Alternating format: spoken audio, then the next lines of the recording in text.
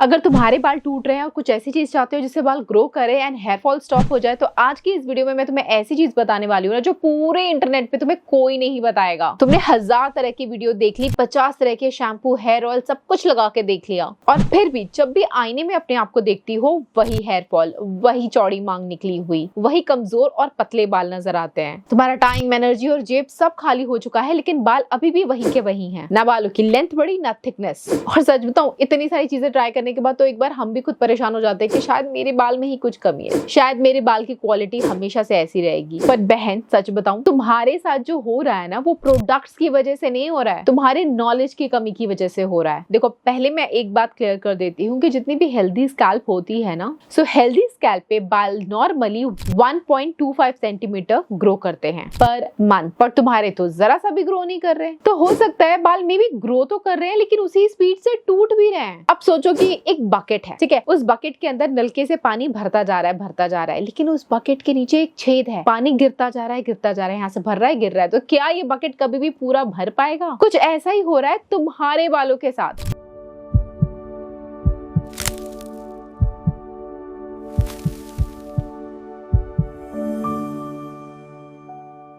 देखो, ये बात बहुत इंपॉर्टेंट है, तुम्हें भी पता होना चाहिए कि हेयर की ग्रो करने की एक पूरी साइकिल होती है। हमारे स्कैल्प के ऊपर लगभग 1 से 1.5 लाख हेयर फॉलिकल होते हैं। हमारा हर एक हेयर स्ट्रैंड ये एक टाइनी टनल से निकलते हैं जिसे हेयर फॉलिकल कहते हैं। और ये हेयर फॉलिकल अपनी जिंदगी में 3 फेजेस से गुजरते हैं। पहले फेज में बालों की ग्रोथ 2 से 7 साल तक चलती है, मतलब एक बाल जो उगा है वो उगते ही जाएगा पूरे 7 साल तक, एंड ये बेस्ट फेज होता है। इस फेज में एक्चुअली में बाल ग्रो करते रहते हैं, बट दूसरे फेज आते आते वही बाल पॉज कर जाएंगे, अब और ग्रो नहीं करेंगे, क्योंकि उस टाइम पे हमारा हेयर फॉलिकल रेस्ट मोड पे चला जाता है। और उसके बाद आता है तीसरा फेज, और यहाँ पे पुराना बाल गिरता है और नए बाल आना शुरू करते हैं। और इसीलिए कहते हैं कि रोजाना अगर तुम्हारे 50 से 100 बाल टूट रहे हैं तो ये नॉर्मल है। बात प्रॉब्लम तब होती है जब इन बालों की क्वांटिटी बढ़ जाती है। 200-300 बाल तुम्हारे टूट रहे हैं, टूट ही रहे हैं, उग नहीं रहे हैं।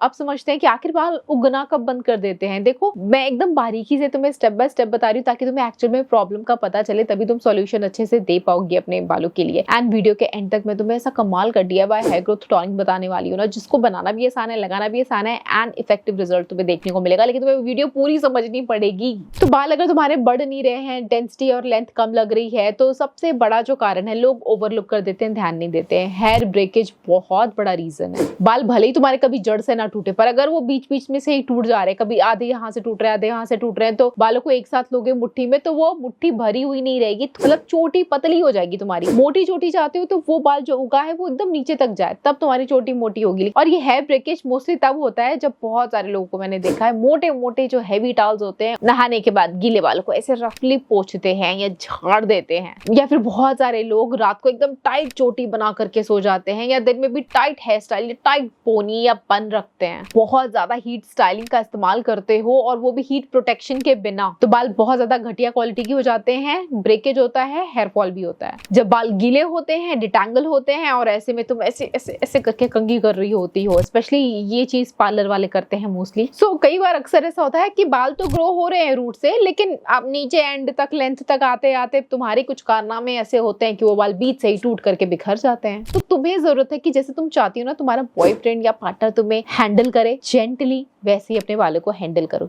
जेंटली, प्यार से। ये तुम्हारा पहला प्यार तुम्हारे बाल होने चाहिए, सच्ची बता रही हूँ। इनको एकदम प्यार से रखोगे, छोटे बेबी की तरह रखोगे, तो ये अच्छे दिखेंगे, अच्छे से रहेंगे। नेग्लेक्ट किया तो ये भी नेग्लेक्ट होके एकदम टूट करके हवा के झोंके साथ चला जाएगा। फिर तुम गाती रह जाओगी, हवा के झोंके साथ था वो, कहाँ गया उसे ढूंढो। So take care of your hair, be gentle. और सच बोलूं तो 1000 बार बोलने के बाद भी आज भी तुम्हारी प्लेट से एक चीज मिसिंग है। मैं गला फाड़ फाड़ के कितनी सारी वीडियोस में बोल चुकी हूँ कि प्लीज प्रोटीन ले लो यार, दाल, पनीर, सोया, चना, कितनी सारी चीजें हैं प्रोटीन में। तुम्हारी डाइट में अगर ये नहीं है तो तुम कितना भी महंगा सीरम लेके यहाँ पे लगा लो, कुछ फर्क नहीं पड़ने वाला है। अगर तुम्हारे डाइट के अंदर प्रोटीन नहीं है, विटामिन D नहीं है, B12 नहीं है, जिंक की कमी है, सो इन सब की कमी से डायरेक्ट हेयर फॉल होता है। और बहन, तुम्हें अगर कभी भी लगे कि अचानक से बहुत ज्यादा बाल टूट रहे हैं, अचानक से हेयर थिनिंग बहुत ज्यादा हो रही है तो एक बार ब्लड टेस्ट जरूर कराना, उसमें एक एक डेफिशिएंसी के बारे में पता चल जाएगा। एंड जब तुम्हें पता चलेगा रीजन, तब भी तुम इलाज कर पाओगी अपना। खुद की डॉक्टर मत बनाओ, डॉक्टर से प्रिस्क्रिप्शन लो, ब्लड टेस्ट कराओ। हेयर फॉल का एक और सबसे बड़ा मेन रीजन होता है हम अपने स्कैल्प को नेग्लेक्ट करते हैं। हम अपनी स्किन पे कितना सारा 10-15 skin care routine, Korean skin care routine दिया हुआ है, फेस पैक वगैरह, हाइड्रा फेशियल, पता नहीं क्या क्या करवा लेते हैं। पर इसका क्या, ये भी तो हमारे स्किन का ही हिस्सा होता है। स्कैल्प स्किन का एक्सटेंडेड फॉर्म होता है स्कैल्प। उसके ऊपर हम क्या करते हैं, खाली शैम्पू लगा लिया या मन किया तो कभी ऑयल लगाया, नहीं लगाया। तो स्कैल्प को ना एक फार्मर के जैसे सोचो कि ये उसकी खेती है। अगर जमीन पे बिल्डअप है, ये जो तुम्हारी खेती है, यहाँ बिल्डअप है डैंड्रफ का, प्रोडक्ट के रेसिड्यू का, डर्ट का, ग्राइम का, ऑयल का, तो ऐसी खेती में कोई भी बीज डालोगे तो क्या वो उगेगा? बिल्कुल भी नहीं। तुम्हारी खेती बंजर होने से पहले इन बिल्डअप्स को क्लीन रखा करो।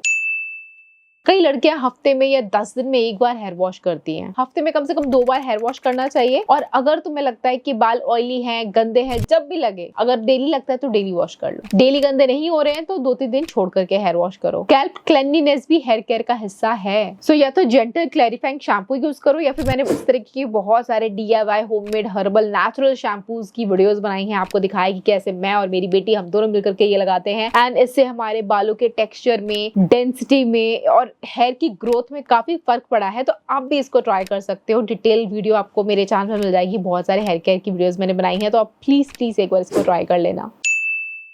अब जो रीजन मैं आपको हेयर फॉल का बताने वाली हूँ ना, बहुत सारे लोग इसको अवॉइड करते हैं, लेकिन ये रीजन अवॉइड नहीं करता आपके बाल तोड़ने के लिए। ये रीजन आपकी जिंदगी में आ गया तो बाल जरूर टूटेंगे। और वो है एकदम, क्या बताऊं, बेसिक चीज है। आपको स्ट्रेस नहीं लेना है, नींद प्रॉपर लेनी है। इसके इंपॉर्टेंस क्या है ये वही लोग जानते हैं जिनके सर पे बाल नहीं है। जो हम हर बात पे इतना ज्यादा स्ट्रेस ले लेते हैं ना, क्रोनिक स्ट्रेस, ये एक कंडीशन ट्रिगर कर सकता है, जिसकी वजह से मतलब आज अगर आप स्ट्रेस ले रहे हो, इस महीने स्ट्रेस लिया है, तो 2-3 महीने बाद इसका असर नजर आएगा आपके स्कैल्प पे, जब बहुत सारे बाल अचानक से टूटने लग जाएंगे। जब कंघी किया, बालों का गुच्छा आपके कंघी में आ गया, तब आपको समझ नहीं आएगा कि अरे मैं तो सब अच्छा कर रही हूँ, ये मेरे साथ क्या हो रहा है। तो ये आपके साथ जो हो रहा है ये नतीजा है 3 महीने पहले जो आपने इतना बुरा स्ट्रेस लिया था उसका। नेक्स्ट रीजन हमारे कंट्रोल में नहीं होता है, लेकिन हमारी कुछ लाइफस्टाइल मिस्टेक की वजह से अगर आपको थायराइड हो जाए, जैसे मुझे थायराइड है और मुझे बार बार हेयर फॉल होता है, फिर मैं उसको ठीक करती हूँ और फिर अगर मैं लापरवाह हो जाती हूँ तो फिर ये हो जाता है। तो अब मैंने ठान लिया है, ना अपने बाल टूटने दूंगी ना आपके। तो अगर आपको थायराइड है, PCOD है, PCOS है, बॉडी के अंदर पोस्टपार्टम चेंजेस है, इन सब में हार्मोन शिफ्ट होता है, डायरेक्टली हेयर साइकिल को अफेक्ट करता है। और अगर हेयर फॉल के साथ इरेगुलर पीरियड्स हैं, अचानक से वेट गेन कर लिया है या वेट लॉस हो गया है, बहुत ज्यादा थकान रहने लगी है, प्रोडक्ट से पहले डॉक्टर को कंसल्ट करो, क्योंकि कोई भी हेयर ग्रोथ टॉनिक आपके हार्मोन इम्बैलेंस को फिक्स नहीं कर सकता है। अगर कोई भी यूट्यूबर, इन्फ्लुएंसर आपको ऐसा दावा कर रहा है तो वो आपको बेवकूफ बना रहा है।